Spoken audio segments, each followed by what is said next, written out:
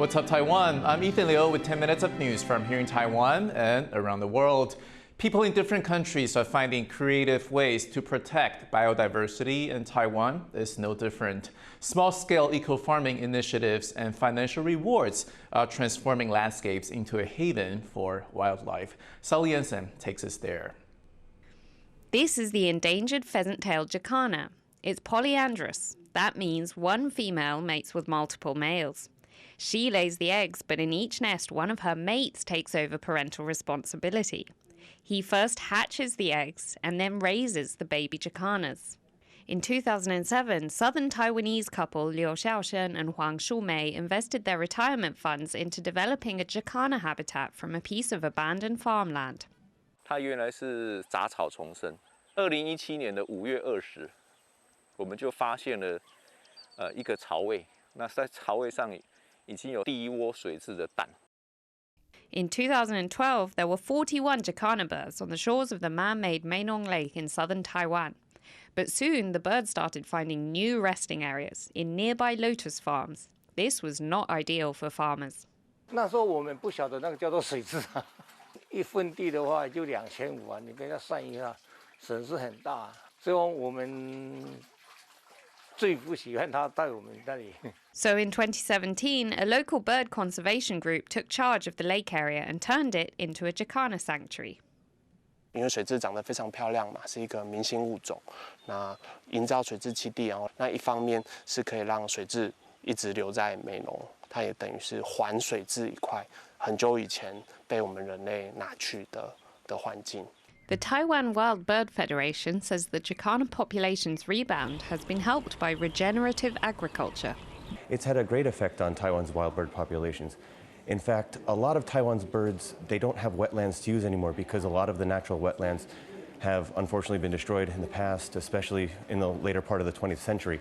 So many birds, they rely on agricultural lands now in order to fill that space.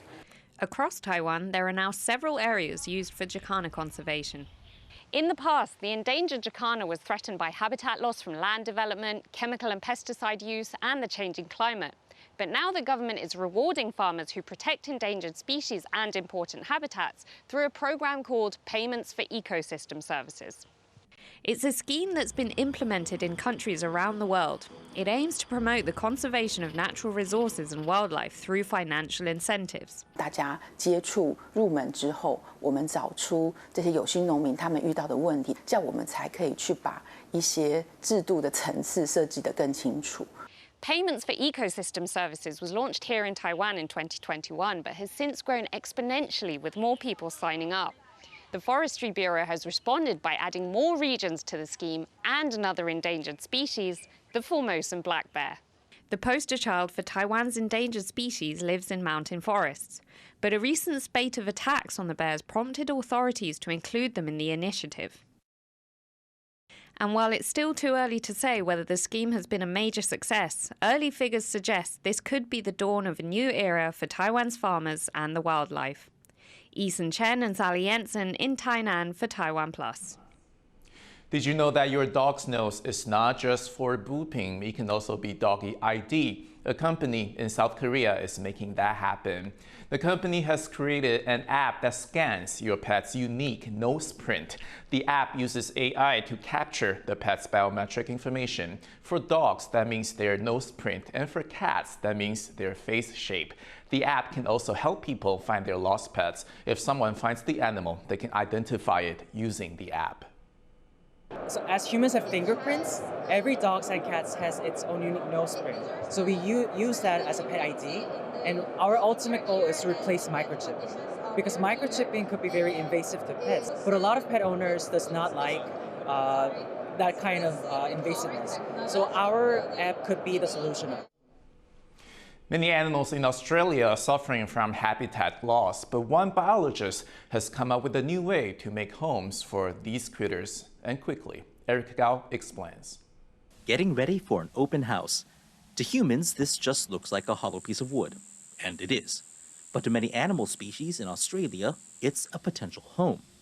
These critters are facing habitat loss because of human development and natural disasters. To tackle the hollow housing issue, Conservation biologist Matt Stevens has invented a device that can dig out new digs for these animals. Naturally, a hollow will take the minimum of 70 to 120 years to start forming. And then, the fact that we can rapidly install one of these hollows within less than an hour is, a real game changer. Stevens calls the device a hollow hog. He says it can quickly create a living space that grows along with the tree. But over the years, that hollow will further develop. And so it will grow larger and larger. And as long as the living tissue of that tree can continue to wrap more layers around the outside and outpace the rate of that hollow's development, that tree will remain stable. Creating artificial habitats for animals is nothing new, but normally it requires trees to be cut down or branches cut off. The hollow hog lets conservationists make homes for animals without destroying trees. The very first time I ever got my hands on a hollow hog and actually started carving, it really filled me with hope that my career doesn't have to be all about cutting trees down, and that there is actually a potential there for me to do more environmental, have a more positive environmental impact than a negative one by cutting trees down for my entire career. The hollow hog can quickly dig out a new home for animals, but this is no slapdash operation. These living spaces are meant to last. And to think that then that hollow that we've created may last potentially 200 or 300 years into the future, and each year producing another generation of fauna. The hollow hog is already being used across Australia, making thousands of hollows for animals to live in. Stevens hopes this will give animals homes for thousands of generations. Leon Lien and Eric Gao for TaiwanPlus. Sometimes you just can't help but wonder how far people will go for beauty. Meet these brave Syrian women who let snails crawl on their faces as they believe the slime that these skincare specialists left behind are top-notch and have unparalleled beauty benefits. Our reporter Sandy Chi has this story. What would you do for beauty? Would you let a snail crawl up and down your face? That's exactly what's going on at this beauty center in Syria. Owner Mohammed Al-Hafa and his sister Riham started the program in 2022. وهي تقنية كتير جديدة نحن دخلناها على سوريا. لقيت الإقبال عليها كتير حلو لأنه العالم كتير حابة إنه هي ترجع للشغلات البيور الأورجانيك الشيء الطبيعي لأنه الشيء الكيماوي دائما له مضار. It may seem uncomfortable at first, but the slimy approach to skincare has been growing in popularity. Mohammed imported albino snail eggs and raised them in a humid environment. Currently, he and his sister own 1,500 snails. الحلزون وضعه خاص. مشان المراكز اللي عم ينطلب منا انه مثلا بيعونا حلزون كذا بس ما حيقدروا يربوه. يعني في له اعتناء، في له نظام غذائي، ناخذ نحن الانزيمات منه وهالماده هي. بنبعت نحن عنا كادر مختص، بنبعت لاي مركز، لاي جهه، لاي شيء بيعمل الجلسات.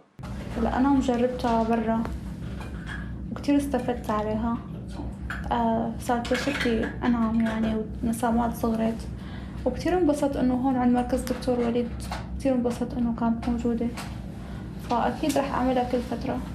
Proponents of snail slime say it boosts collagen and moisturizes the skin. But experts say there's no significant scientific research proving the benefits. This natural skincare regime is not cheap either. Each 30-minute session at Mohammed's clinic costs around $67. That's unaffordable for many people in a country facing an economic crisis. But for now, this brother and sister team say their business is growing at more than a snail's pace. Andy Xue and Sandy Chi for TaiwanPlus. Thank you for watching What's Up Taiwan. Finally, we leave you with images that are more pleasing to the eye as golden trumpet flowers are blossoming in Taiwan's central city of Taichung. I'm Ethan Liu. Take care, and until next time.